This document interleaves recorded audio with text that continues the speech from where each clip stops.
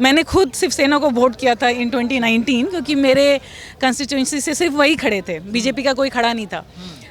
उसके बाद जो उन्होंने किया उसको देख के मुझे नहीं लगता है, एंड अभी तो बहुत क्लियर है कि उद्धव ठाकरे ने जो भी किया ना वो बाल ठाकरे का सब कुछ ख़त्म कर चुके हैं। सो मुझे ऐसा लगता है कि जो प्रो शिवसेना हुआ करते थे ना कट्टर, वो एकनाथ शिंदे के साथ जाएंगे। जो अभी मुख्यमंत्री है महाराष्ट्र के, उन्होंने भी यही शब्द कहे थे कि अब वो नहीं रहा, वो जो चीज़ें पहले। करेक्ट। शिवसेना की जो अपनी पॉलिटिकल फिलॉसफी थी ना उसी को उन्होंने डाइल्यूट कर लिया है। सो मुझे नहीं लगता है कि कोई भी शिवसेना के साथ जाएगा। So it's very very difficult. महागाड़ी वाला गठबंधन बन रहा है वो बहुत मुश्किल है। मुझे लगता है BJP will come very strongly in this. अब थोड़ा सा वो देखने वाली बात होगी कि आपने जो एकनाथ शिंदे को दिया हुआ था चीफ मिनिस्टरशिप, और बाकी अपने कौन है, थोड़ा यहाँ देखिए भाई साहब, हाँ, अजीत पवार, अपने बीजेपी वाले कौन है, देवेंद्र फडणवीस। हाँ। सो एक थ्योरी ये है कि इधर देवेंद्र फडणवीस को आप सेंट्रल लेवल पे लेके आना चाहते हैं, that is one thing, and वो डिजर्विंग भी है। मुझे लगता है वैसा लीडर आना चाहिए सेंटर में। अजीत पवार का कॉम्बिनेशन अभी भी वो मुझे नहीं लगता कि इट्स मैं कह रहा सारा खेल तब होगा जब राहुल गांधी मणिपुर के रास्ते महाराष्ट्र पहुंचेंगे तो सारी चीज़ों को बदल कर रख देंगे, उनका करिश्मा दिखेगा महाराष्ट्र के अंदर। नहीं वो मुझे लगता है आधा सीट तो बीजेपी इसलिए जीतती है क्योंकि राहुल गांधी हैं। हाँ, क्योंकि उसके अलावा आप किसी को सामने नहीं ला रहे हो। ये भी एक बहुत बड़ा वजह है कि जो आजकल के लोग हैं वो एंटी कांग्रेस हो गए, जो पहले काफ़ी कांग्रेस को सपोर्ट किया करते थे। कारण राहुल गांधी है। राहुल गांधी के पीछे का ऑब्सेशन है, ठीक है, द ऑब्सेशन की इन्हीं को आगे रखना है। आई थिंक कांग्रेस में एक टाइम पे बहुत अच्छे लोग हैं, like the way Sachin Pilot has been sidelined, एक टाइम पे सिंधिया, एक टाइम पे बहुत सारे अच्छे बीजेपी वाले तो सब कांग्रेस में ही थे। सो आप अगर अच्छों को मौका नहीं दोगे, आप मेरिट को अगर किल कर रहे हो ना, तो समवेयर आजकल के जो लोग हैं जिनको सोशल मीडिया, जिनको इतना सारा इन्फॉर्मेशन का एक्सेस है, they somewhere do understand it. सो उसकी वजह से ये प्रमोद कृष्णन, अगर आपने नाम सुना, उन्होंने कांग्रेस को छोड़ दिया है और उन्होंने कारण यही बताया, मतलब उनको निष्कासित कर दिया गया और वो इस चीज़ से बहुत खुश है। उन्होंने कहा कि कांग्रेस पे कहीं ना कहीं वामपंथ का कब्जा होता जा रहा है, वही कांग्रेस के लिए सबसे ज़्यादा हानिकारक है। वो तो है। आई मीन बेसिक मुद्दों पे ना कांग्रेस देश के साथ नहीं होके एंटी बीजेपी या एंटी मोदी के लिए ना आप इतने ब्लाइंड हो जा रहे हैं कि आप लार्जर पिक्चर से ही कॉम्प्रोमाइज़ कर रहे हैं। तो आपका मैनिफेस्टो ना कुछ निकल के नहीं आ रहा, और जो भी कांग्रेस के मैनिफेस्टो में हुआ करता था एक टाइम पे, वो एक्चुअली बीजेपी कर रही है, और आज आप अपनी मैनिफेस्टो के अगेंस्ट खड़े हो रहे हो।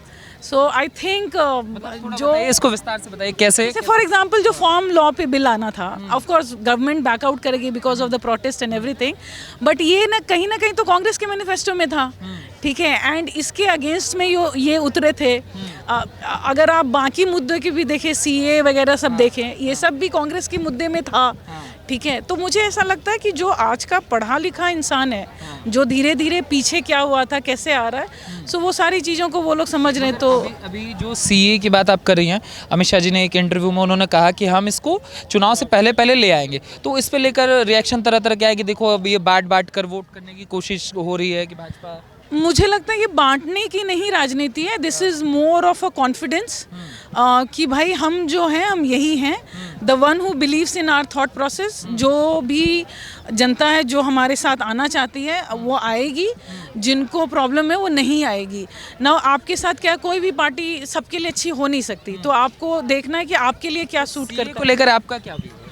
देखिए, हमारा जो पॉपुलेशन साइज़ है, हमारे जितने बॉर्डर का जो सिचुएशन है, उसमें you need to protect your homeland. और मुझे ऐसा लगता है आप वेस्टर्न वर्ल्ड में कोई भी कंट्री उठा के देख लो, वो जितना आपको बोलते हैं ऐसे नहीं होना चाहिए, वैसे नहीं होना चाहिए।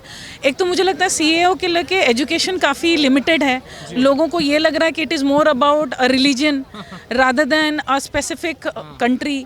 आप जिस कंट्री के मेजॉरिटी में हैं वहाँ पे आप रिलीजियस के बेसिस पे कैसे प्रोसिक्यूट हो सकते हैं। तो और सीए में एक्चुअली काफ़ी जल्दी आपको सिटीजनशिप दे जाएगी जो नीडी है। तो इसका अगर सारा कुछ अच्छे से समझा जाए, देन पीपल विल अंडरस्टैंड कि सीएए गलत है या नहीं है। ऑफ कोर्स हमारे देश में बहुत लोग हैं जिनको ये समझ में नहीं आता, politics take advantage of that. Mumbai से बड़ा बॉलीवुड ने सबसे ज़्यादा विरोध किया था इसका। हाँ, सो बॉलीवुड में ज़्यादा पढ़े लिखे लोग होते भी नहीं हैं, so I am not very surprised. Farhan Akhtar उस समय थे, उनसे पूछा गया। या but Bollywood not synonymous. Mumbai and Bollywood is not synonymous. हाँ, तो आपको लगता है कि सीए की जरूरत है, आपने जो कहा होना चाहिए. It's a high time that India should be very clear on those stands. जैसे प्रधानमंत्री ने कहा कि जब राम मंदिर का उनका अभिभाषण जो था, उन्होंने बोला इससे आगे क्या. फिर उनका अभिभाषण संसद के दोनों सदनों में रहा. उन्होंने कहा कि अब बड़े फैसले होंगे. तो चर्चाएं चली कि यूसीसी हो, जनसंख्या कानून हो, उसको लेकर आगे बढ़ेंगे. तो आपका इस पे क्या मानना है सरकार को आगे, क्योंकि अभी उत्तराखंड में यूसीसी आ चुका है. यूसीसी तो बहुत पहले ही आ जाना चाहिए था, मुझे ऐसा लगता है. बट वही है, हमारे देश में religion has always been used as a political agenda, और उसकी वजह से ये प्रॉब्लम रही है. आप जब तक ये सारे डिफरेंसेस को ख़त्म नहीं करोगे, आप बाकी लोगों को मेन स्ट्रीम में ला नहीं पाओगे. जब तक वो मेन स्ट्रीम में आएंगे नहीं, उनको वैसी अपॉर्चुनिटीज़ नहीं मिलेगी. जब तक उनको अपॉर्चुनिटीज़ नहीं मिलेगी, जब तक उनका इंटेलेक्चुअल उतना आगे नहीं बढ़ेगा, तब तक वो ऐसी मुद्दों से हटेंगे नहीं. सो मुझे ऐसा लगता है कि अगर हर रिलीजन को, हर कैटेगरी ऑफ सोसाइटी को अगर आपको अपलिफ्ट करना है, तो from a law angle, from an opportunity angle, there has to be a similarity. अच्छा, अब क्या लगता है, जैसे अब 10 साल करीब करीब हो चुके हैं, तो आपका रिपोर्ट कार्ड क्या है प्रधानमंत्री को लेकर? सी, हमारे पास उनसे बेटर ऑप्शन है ही नहीं. That's the first reaction. He has done a very good job. कहीं ना कहीं एक आध चीज़ों पे उनसे उम्मीद और भी ज़्यादा थी, बट कोविड आ गया, सिचुएशंस ऐसी आई. But he has given us a lot of moment to become very very proud of the country outside. The way India is progressing in science, the way we are progressing in economy, जिस तरह से चीज़ें हो रही है. देखिए, ये सारी चीज़ों का फ़ायदा ना 2 दिन में नहीं आएगा. ये चीज़ों का फ़ायदा आता है नेक्स्ट 5 साल, 10 साल, 15 सालों में. तो मुझे लगता है थोड़ा सा जनता को जागरूक होने की ज़रूरत है कि किसका फ़ायदा कैसे आएगा. और मुझे लगता है इस सरकार का एक चीज़ जो मुझे सबसे ज़्यादा पसंद आया, वो ये था कि वो इकोनॉमिक प्रोग्रेस को लेके बहुत ही डेडिकेटेड हैं. सो फॉर एग्जांपल, टेस्ला ने एंट्री लेने की बहुत कोशिश की थी इंडिया में. उन्होंने ये कह के नहीं दिया जब तक तुम मैन्युफैक्चरिंग सेटअप यहाँ नहीं करोगे, ताकि ज़्यादा जॉब अपॉर्चुनिटी आए, परचेजिंग पावर लोगों का बढ़े. जॉब होगी तो वहाँ पे लोग खर्च करेंगे, तो 4 दुकानें लगेंगी. अब इस तरह की बातें लोगों को समझनी होंगी. एंड हाँ, तो हमारे देश में कैपिटलिज्म की बहुत ज़रूरत है. Socialist way of working will not work. आप जितना सब्सिडी और जितना आप फ्री भी बांटते रहोगे, आप उनको लायक बना के कमाना सिखाओ, रादर देन फ्री में खाना बांटो. जैसे आप सब युवा हैं, आप जो खड़े हैं, आप सबके सभी युवा हैं. बार बार बात होती है, जब विपक्ष की तरफ हम जाते हैं तो वो बोलते हैं कि युवा बेरोजगार हैं, और उनका फोकस खासकर सरकारी नौकरी की तरफ बहुत ज़्यादा हो. सरकारी नौकरी, देखिए, सरकारी नौकरी तब तक ज़्यादा नहीं हो सकती जब तक सरकार के जो इंस्टीट्यूशंस हैं वो प्रॉफिटेबल नहीं होंगे. आप एसबीआई को देखिए, देयर वाज अ टाइम कि एसबीआई पे एनपीए, नॉन परफॉर्मिंग एसेट, 10% से ऊपर था. आप टैक्स के पेयर को पैसे से आप उनकी सैलरी भर रहे हैं. जिस दिन वो अपने से कमाने लग जाएं, आप ज़्यादा से ज़्यादा इंस्टीट्यूशन सरकार के पास करो. सरकार ने अगर आज एयर इंडिया बेचा तो 2 दिन में नहीं बेच दिया. 20 साल तक आपने टैक्स पेयर का पैसा डेवलपमेंट की बजाय उधर लगाया. आप स्कूल खोलने की बजाय उधर पैसा आप डाले हो. आप कैसे इन चीज़ों को जस्टिफाई कर रहे हो? सो अगर सरकारी इंस्टीट्यूशन प्रॉफिटेबल है, there should be more of those institution. But अगर वो नहीं है, देन दे शुड बी. बार बार यही आरोप लगाते हैं, अडानी को दे दिया, अंबानी को दे दिया, सबको देते रहते हैं. तो आप देखो ना, आज अडानी अंबानी कितने लोगों को एम्प्लॉय कर रहे हैं. आज उनसे कितने का घर चल रहा है, कितने टैक्स हो रहे हैं, उनके खर्चों से कितने और स्कूल्स चल रहे हैं, कितनी चीज़ें हो रही हैं. अगर कोई एसबीआई आपका अडानी अंबानी जैसा प्रॉफिट कमा के दे दे, आप ले लो. So it is all about that. So जैसे प्राइवेटाइजेशन, मेरा मुख्य जो चीज़ थी, ये जो प्राइवेटाइजेशन का जो विरोध लगातार हो रहा है, इस पे आपका क्या मानना है? कि देखिए, आपको मुद्दे चाहिए. प्राइवेटाइजेशन से, सर्विस सेक्टर में प्राइवेटाइजेशन की बहुत ज़रूरत है. कुछ सेक्टर में प्राइवेटाइजेशन को लेके प्रॉब्ली आपको सोचना पड़ेगा. जैसे फॉर एग्जांपल डिफेंस, कि आप कितना हद तक समझौता करना चाहोगे. एनर्जी, अगेन उसमें कहाँ तक आप लेके आना चाहोगे. बहुत सारी ऐसी चीज़ें हैं जहाँ पे privatisation should B looked from a different angle. पर जो मास मैन्युफैक्चरिंग सेटअप्स हैं, जिसमें आपको ज़्यादा से ज़्यादा जॉब अपॉर्चुनिटीज़ क्रिएट करानी है, क्योंकि आपका युवा पॉपुलेशन ज़्यादा है, वहाँ पे privatisation should be definitely there. मगर आप इतना अच्छे से चीज़ों को बता रहे हैं. जैसे आप यूथ हैं, बार बार जब राम मंदिर हुआ तो उसको लेकर ये भी कहा गया कि देखो, ये सरकार जो है, ये मंदिर पॉलिटिक्स में लोगों को उलझा कर रखना चाहती है. बिहार की तरह तरह की पार्टियों ने तरह तरह की बातें कही कि देखो, आडंबर का केंद्र, इस तरीके की भाषा बोली गई. वो कहा गया कि आखिर देश को मंदिर देगा क्या? तो एज ए यूथ आपका क्या मानना है इसके लिए? देखिए, लोग कहते हैं अच्छा मंदिर की जगह पे आपने एजुकेशन इंस्टीट्यूशन क्यों नहीं खोल दिए?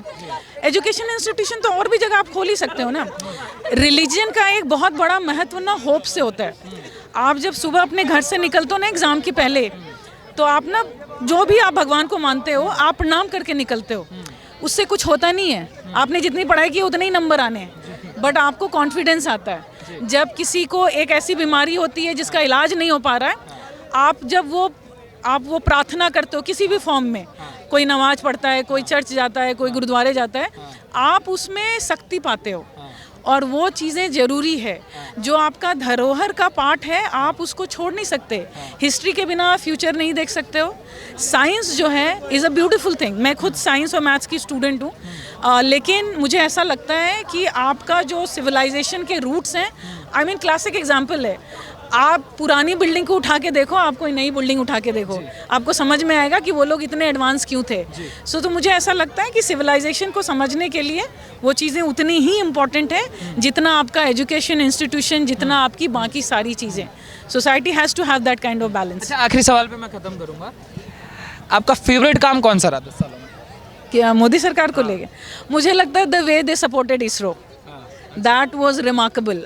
मुझे ऐसा लगता है कि उन्होंने बजट में, उनके बजट में 300% इम्प्रूवमेंट दिया था, काफ़ी funding the. The kind of support जो 2019 का फेलियर था, आई थिंक वो दैट वाज वन मोमेंट जहाँ इंडिया ने पूरे विश्व में अपने आप को ऐसे इस्टेब्लिश किया, which became a proud moment. So for me it was one of the biggest moment. There are couple of others but I think GST was another, it was a landmark feat. Aadhaar का इतना strong, so there are many like that and most of them were brain child of Congress actually. NRI मिले थे, उन्होंने कहा मैं UPI देख के मतलब अचंभित हो गया था कि ऐसी टेक्नोलॉजी। आपका क्या मानना है? दैट्स अमेजिंग एक्चुअली, वो वर्ल्ड क्लास लेवल पे है। सो आई मीन वो डिजिटल को लेके कभी किसी ने सोचा नहीं था कि इंडिया जैसी कंट्री जहाँ पे स्कूल नहीं है, लोग पढ़े लिखे नहीं हैं, बट स्मार्टफोन को यूज़ करते हुए इतना दूर तक जाएंगे। It is the